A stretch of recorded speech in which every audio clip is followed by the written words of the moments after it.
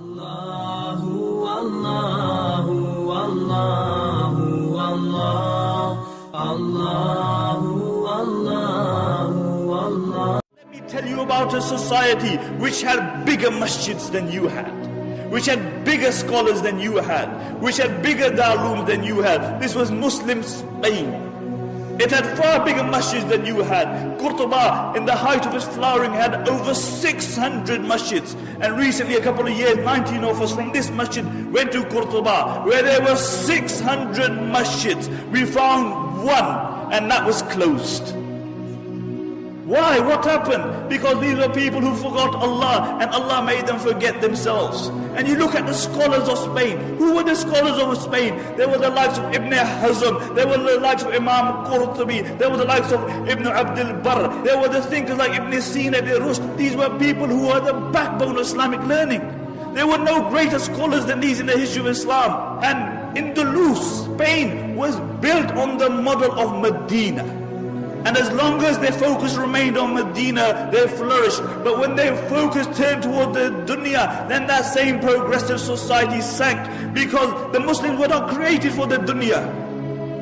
The Muslims were not created for the dunya. The Muslims were created for the hereafter. We are Abdullah. We are the slaves of Allah subhanahu wa ta'ala. And the highest status that we can reach is that we will remain the slaves of Allah subhanahu wa ta'ala. This very society, Spain, when their own people, their focus became the dunya, then every single person was concerned about himself. He was concerned about his own kursi. And the narrations mention that the rulers of Spain, what they would do, that the Muslims would actually make treaties with the Christians, and they would fight against their own Muslims.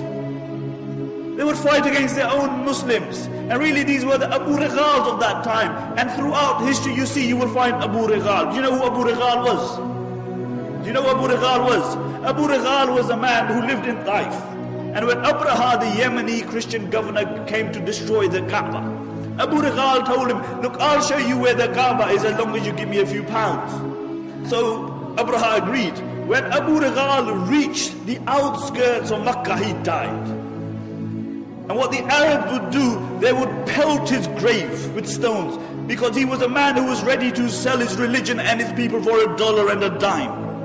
And until today, the Arabs say, if they see a person of a deceptive nature, they say, "Who Abu Righal? He's Abu Righal." And these were the Abu Righals of that time. And one place after the other fell in Muslim Spain. One place after the other. Until there was only one place left, and that was Granada. And Granada fell 50 years after the rest of Spain. Until Abu Muhammad, he drew a treaty with the Christians on the condition that he would allow them to take over, on the condition that they would not persecute the Muslims, that they would not forcefully convert the Muslims, that they would not remove the Muslims from their post. And when the Christians came in, the first thing they did, they reneged on their promise.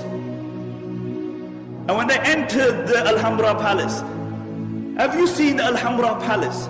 Wallahi, when you look at the Alhambra Palace, the eyes marvel at the architecture and artistry. It is an amazing palace, and throughout the palace you will see one word, La Ghaliba illallah, that dominance is only for the sake of Allah. Dominance is only for the sake of Allah. Where are those people who wrote La Ghaliba illallah? Where are those people?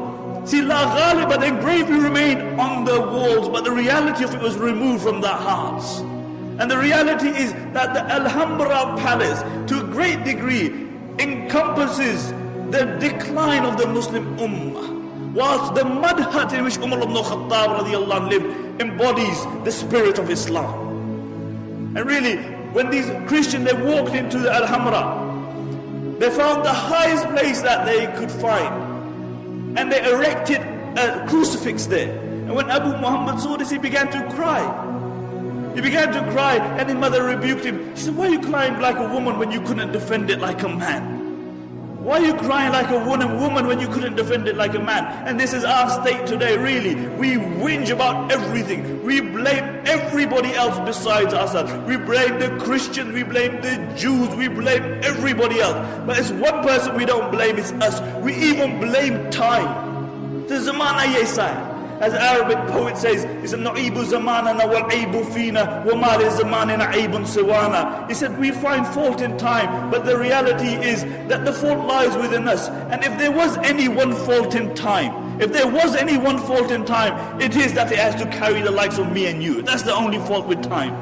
لا تكونوا كالذين نسوا الله فأنساهم أنفسهم. Do not be like those who forgot Allah and Allah made them forget themselves.